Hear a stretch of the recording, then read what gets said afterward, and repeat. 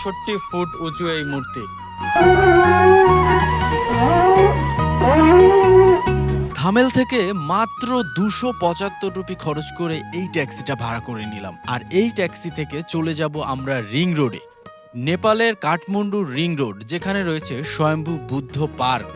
আর এই পার্কে ঘুরবো আর চমৎকার ইতিহাস আপনাদেরকে জানাবো। তো চলুন যাওয়া যাক।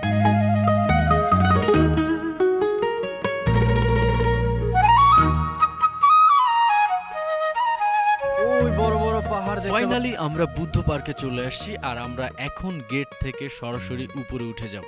নেপালের প্রত্যেকটা মন্দির, প্রত্যেকটা জায়গায় এক একটা পাহাড়ের উপর উঠতে উঠতে উঠতে সবকিছু দেখতে হয়।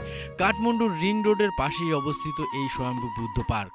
নেপালের কাঠমান্ডুর রিং রোডের পাশেই অবস্থিত এই স্বয়ম্ভু বুদ্ধ পার্ক বা অ্যামিডেভা বুদ্ধ পার্ক নেপালের বৌদ্ধ ঐতিহ্যের এক আধুনিক নিদর্শন। এই পার্কের সংক্ষিপ্ত একটু ইতিহাস আমরা জেনে নিই, চলুন। উৎপত্তি ও অবস্থান এই কাঠমান্ডু উপত্যকার বিখ্যাত স্বয়ম্ভুনাথ স্তূপ এর পশ্চিম ঢালে রিং রোডের ঠিক পাশেই অবস্থিত। 3টি বিশাল মূর্তি এই পার্কের মূল আকর্ষণ। আপনি পার্কের গেট থেকে ঢুকেই 3টি বিশালাকার সোনালী মূর্তি দেখতে পারবেন। মাঝখানে রয়েছে অমিতাভ বুদ্ধের মূর্তি, যা প্রায় 20.4 মিটার অর্থাৎ 67 ফুট উঁচু, এবং এর দুই পাশে রয়েছে অবলোকিতেশ্বর এবং পদ্মসম্ভব এর 19.5 মিটার উঁচু 2টি মূর্তি। ঐতিহাসিক প্রেক্ষাপট অনুযায়ী মূল স্বয়ম্ভুনাথ মন্দিরটি 2000 বছরেরও বেশি পুরনো। এই বুদ্ধ পার্কটি সাম্প্রতিক সময়ে নির্মিত হয়েছে যাতে পর্যটকরা সহজেই যাতায়াত করতে পারে।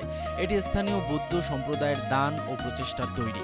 নেপালের বৌদ্ধ ধর্মাবলম্বীদের কাছে এটি অত্যন্ত পবিত্র স্থান, বিশেষ করে বুদ্ধ পূর্ণিমা এবং অন্যান্য প্রধান বৌদ্ধ উৎসবের সময় এখানে হাজার হাজার মানুষের সমাগম হয়। পার্কটি একটি সুন্দর এবং শান্ত পরিবেশে অবস্থিত, যা শহর থেকে দূরে সময় কাটানোর জন্য একটি আদর্শ জায়গা।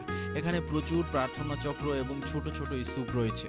আমরা চারিদিকটাই ঘুরে দেখব, ভীষণ ভালো লাগতেছে। আর চারিপাশে পাহাড়ের সুপার ভিউ।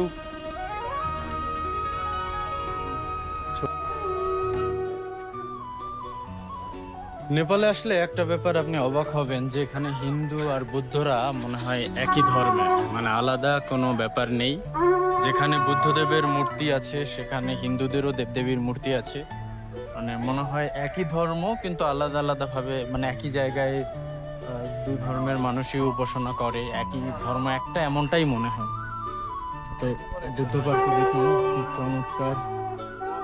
আমি প্রত্যেকটা মন্দিরে গিয়েই যেখানে বৌদ্ধদের মূর্তি দেখেছি সেখানে হিন্দু দেবদেবীরও মূর্তি দেখেছি। আর এই দিকটা থেকে দেখুন ভিউ, সামনে বিশাল বিশাল পাহাড় আর তার উপরে এই মন্দির।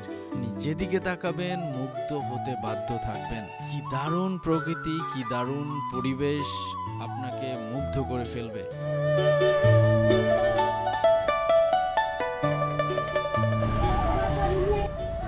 আমরা এখন এই মন্দিরটা থেকে বেরিয়ে যাচ্ছি এবং ওই সাইডে আরো একটা মন্দির আছে এবং আরো চমৎকার চমৎকার জায়গা আছে, আপনাদের ঘুরে দেখাবো। এই আরেকটা শপ, সেটাও ঘুরে দেখাবো। এই যে পাহাড়ের পাশে কত সুন্দর। এক শশা খায়গা ভাই? ওকে